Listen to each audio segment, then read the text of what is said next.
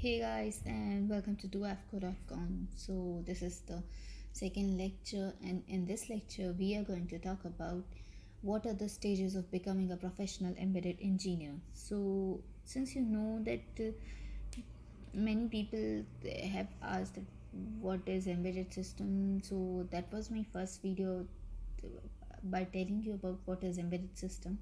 So I made you clear that these are the devices that are something other than your general purpose computers. So the next question is that how to approach toward embedded system so as to pursue in embedded system domain. What are the things that are needed? So if you've read my blog, I've told you about the various prerequisites. So they were like, you need to have the basic understanding of C programming, then you need to understand the digital electronics, that is gates and what are latches, what are registers, what is counter, what is timer, and many other things. Because then you need to understand microprocessors and microcontrollers that are well taught in colleges. So in colleges they taught us 8085 and 8051, that is microcontroller. So after that you need to understand the basic of operating system. So mostly for electronic student, operating system is not covered in many places, but I'll cover them. And then you need to understand computer architect and organization. So this is a subject named CEO that are mostly taught in all the colleges. So these are the basic building blocks for pursuing embedded system domain. So after understanding this, then what is that you need to learn when you come inside, when you're there mm, in embedded system domain, and when you start building yourself as an embedded engineer. So there I have prepared what are the stages of becoming a professional embedded engineer. So since you can see in this diagram, the first stage is that you need to understand C programming very thoroughly, like the concepts like pointers, structures, array, and the concepts like typecasting and memory concept. Basically you need to understand how your real program takes up the memory, and how it is related to hardware. So if you will understand how your basic software are taking the help of your hardware, then you will understand how to write software for an hardware.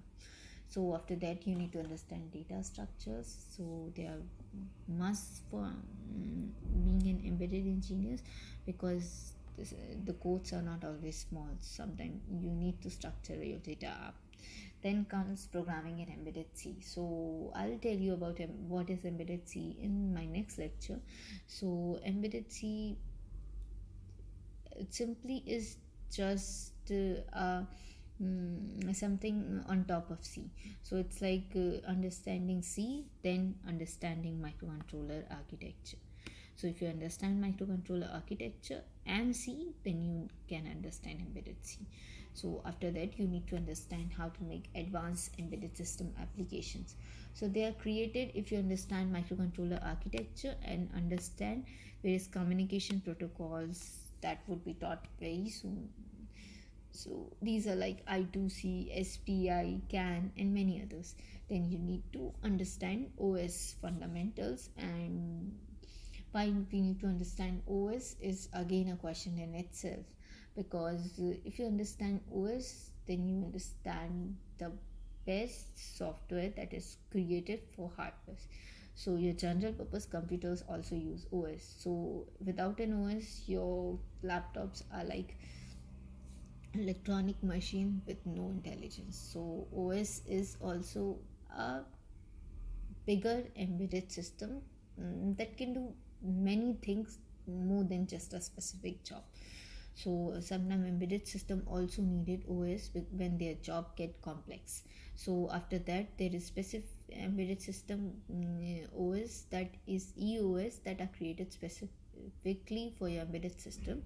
Then comes RTOS, that is real time operating system. They are created firm, that means very hard, real time, soft real time, or very real time things like your automobiles.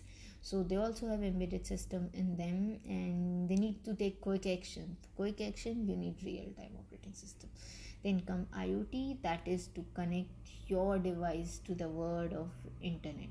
So when your device can intelligently take data from internet, and then it's like, you're connected to whole world. So that is IoT. So these are the stages of becoming a professional embedded engineer. So till then, stay tuned to my blog, and please like, share and subscribe.